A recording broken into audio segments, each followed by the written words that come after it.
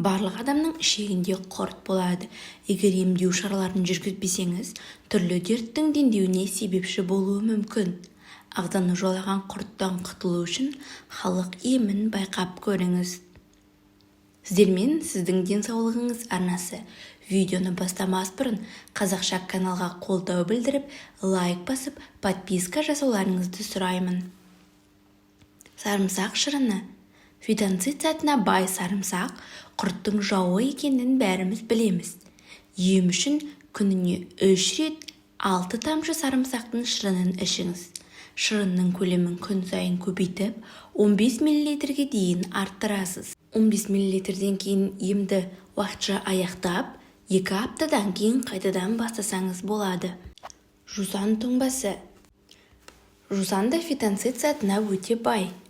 Ағзадағы құрттан құтылу үшін 1 ас қасық жусанды 200 мл спиртке салып, жақсылап араластырыңыз. Ыдыстың қақпағын жауып, 2-3 аптаға тұндырып қойыңыз. Белгіленген уақыттан соң дайын болған тұнбаны сүзіп алып, 20-25 тамшысын ішесіз. Емді күніне 4 рет тамақтың алдында қабылдау керек. Асқабақ дәні. Асқабақтың дәні кукурбитин затына бай. Бұл да өз кезегінде құртпен керемет күреседі. Тіпті ең кішкентай жұмыртқаларына дейін жоя алатын қасиетке ие. Ем ретінде 300 грамм қабығынан тазартылған дәнді жақсылап ұнтақтайсыз. Оны бірдей көлемде сумен немесе балмен араластырыңыз. Дайын болған қоспаны таңертең аш қарынға аш жұтымнан ішесіз. Тура 3 сағаттан соң тамақ жейсіз. Сонан соң 3 жүргізетін дәрі ішуді ұмытпаңыз. Егер ұнтақтағыш болмаса, онда асқабақ дәнін тірідей жей берсеңіз болады.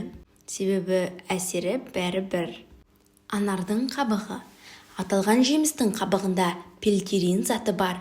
Бұл өз кезегінде құртты сол мезетте-ақ жоя алады. Ендеше ағзаңызды жаулаған құрттан анардың қабығынан дайындалған тұнба ішу арқылы құтыла аласыз. Тұнбаны дайындау үшін 50 грамм анардың қабығын 500 мл қайнаған суға салып тұндырып қоясыз. Тура 6 сағаттан соң тұнбаны отқа қойыңыз. Сусынның көлемі 2 есеге азайғанға дейін баяу отта қайнатыңыз. Дайын болған қайнатпаны сүзіп алып, 2 сағат бойы аз-аз жұтымнан ішесіз. 30 минуттан соң 3 жүргізетін дәрі қабылдаңыз. Ем қабылдаған соң 4-5 сағатқа дейін тамақ сусын ішпейміз. 1 ас қасық ұнтақталған грек жаңғағын 1 стакан шарапқа салып 3 апта тұндырасыз.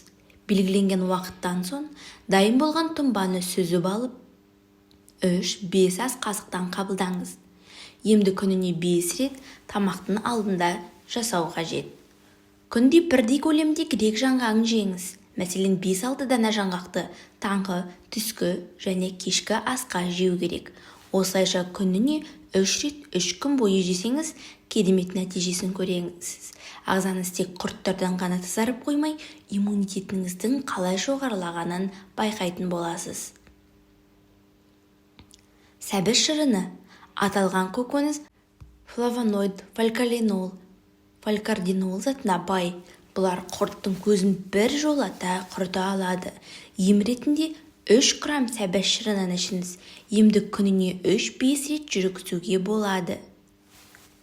1 дана пияздың қабығын аршып, ұсақтап турайсыз. Көкөністі шынып банкіге салыңыз. Үстіне 1 стакан қайнатылған бөлме температурасындағы суды құйып, бетін жауып, 1 түнге қалдырасыз. Таңертең дайын болған тұнбаны аш қарынға ішесіз. Емдеу мерзімі 2-3 апта. Бірақ пияз шырынын аш қарынға ішпестен бұрын сізде асқазан жарасы немесе гастрит ауруының жоқ екендігіне көзіңізді жеткізіңіз. Паразиттер әртүрлі жолдармен жұғады. Ол бізде жуылмаған жеміс-жидек, қолымызды жұмаудан келуі мүмкін. Күнделікті қолданып жүрген төсек орыннан, сүлгі, ыдыс-аяқтан келуі мүмкін. Трансмиссивті деп айтып жатамыз. Ол дегеніміз масаның, шыбынның тістеуімен, шағуымен қанға енгізілген жол болады. Және де топырақтағы дернәсілдердің тері арқылы еніп, қанға түсіп, денеде әрі қарай дамуын туындатады. Осындай жолдар арқылы паразиттер біздің ағзамызға еніп жатады. Үйдегі қарапайым сода арқылы ағзаны құрттардан тазалаған кезде сода ұнтағын 25 грамм сода және 900 мл су ерітіндісі тік ішекке енгізіледі және жарты сағатқа дейін ішекте сақталады. Процедурадан бұрын және процедурадан кейін тазартқыш клизмасын қолдану қажет. Ақырында паразиттерден құтылу үшін сіз кешенді емдеу режимін сақтануыңыз керек. Бұл ұсынылған өнімдерді қолданумен, антиглинальды агенттерді қолданумен және қалпына келтіру кезеңінде диетаны сақтаудан тұрады. Әдістердің қайсысы қолданылатынына қарамастан, ұсыныстарды қатаң сақтау және дәрілік заттарды қабылдау схемасын сақтау қажет. Ағзаңызда құрттың болуы мүмкін белгілері: адамның басының айналуында, ішектер қалыпты жұмысын тоқтатып, диареяны тудырады, немесе керісінше ішіңіз қатып қалуы мүмкін. Түнде орынсыз мазасыздық сезімі болады, тітіркену сезімі күшейген, мазасызсыз. Баланың тісінің қайрауы, тісінде кариестің болуы.